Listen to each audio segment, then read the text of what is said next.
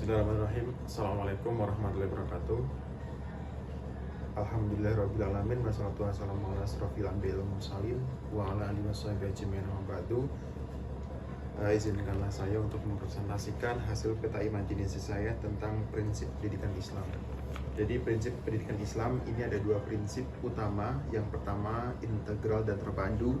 Lalu yang kedua yaitu implementasi karakteristik manusia.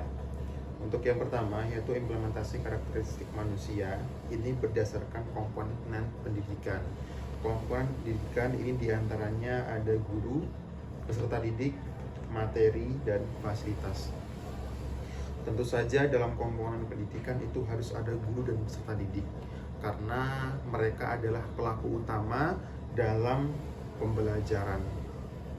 Dan guru harus bisa memotivasi, lalu mendidik, lalu dia dapat menguasai kelas dan sebagainya. Dan seorang guru itu tidak harus, maksudnya tidak hanya menguasai dalam hal pelajaran.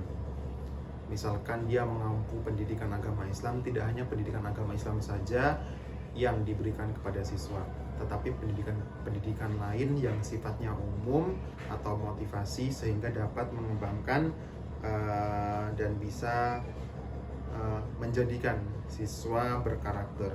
Lalu juga di sini ada peserta didik.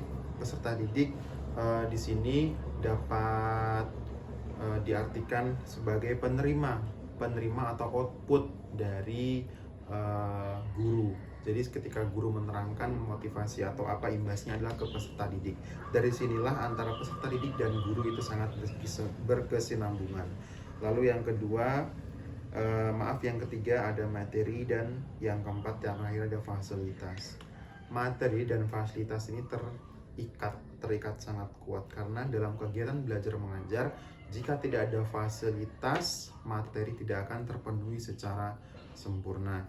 Misalkan ketika materi mungkin materi sholat atau materi berwudu, nanti ketika praktiknya harus ada beberapa fasilitas yang harus dipenuhi.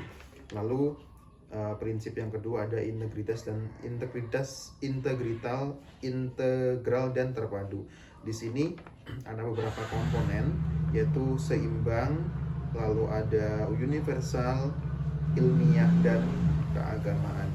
Dan disinilah yang membedakan prinsip pendidikan Islam dengan pendidikan lain, di mana dia itu harus seimbang, harus universal, harus ilmiah, dan harus keagamaan. Keempat bagian ini sangat berkesinambungan atau berhubungan satu sama lain, di mana ilmu keagamaan dan ilmu umum yang bernafaskan dan berdasarkan Islam itu harus seimbang. Maksudnya apa? Dia antara dunia dan akhirat dia harus seimbang.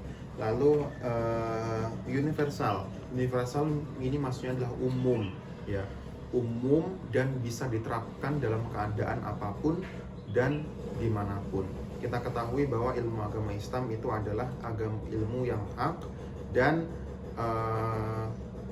bisa dianut dan dipelajari oleh siapapun, tidak pandang bulu dari suku, ras, dan etnis.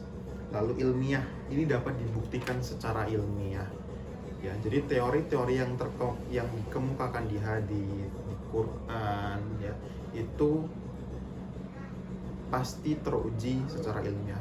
Dapat kita ketahui bahwa pada saat ini, pada era-era ini, di abad modern ini, banyak sekali ilmuwan-ilmuwan yang sudah membuktikan nubuatan baik dari hadis maupun Al-Quran yang sudah terbukti pada zaman sekarang.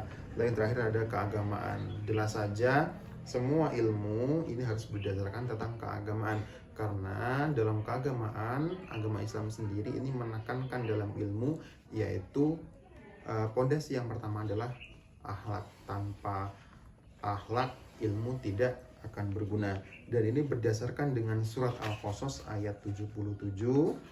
A'udzubillahi minasyaitonirrajim. Bismillahirrahmanirrahim. Wabtaghi fima ataqallahu ad-daral akhirata wa la tansa tasyika minad dunya wa ahsani kama ahsanallahu ilaika wala tabghil fasada fil ardi innallaha la yuhibbul mufsidin. Ini artinya ini disebutkan bahwa Allah itu memerintahkan kepada hambanya untuk antara dunia dan akhirat itu harus seimbang gitu ya. Jadi tidak ada istilahnya berat sebelah. Dan di sini juga ditekankan bahwa manusia itu, bahwa seorang hamba itu janganlah untuk melakukan kerusakan di bumi. Jadi meskipun dia berilmu, meskipun dia punya jabatan dan sebagainya, tetapi dia jika merusak bumi, itu ilmunya tidak akan berarti. Dan disinilah gunanya akhlak itu seperti apa. Baik, saya akhiri. Itu tadi adalah hasil dari presentasi peta imajinasi saya. Lebih kurangnya saya mohon maaf, kepada Allah saya mohon ampun. Wassalamualaikum warahmatullahi wabarakatuh.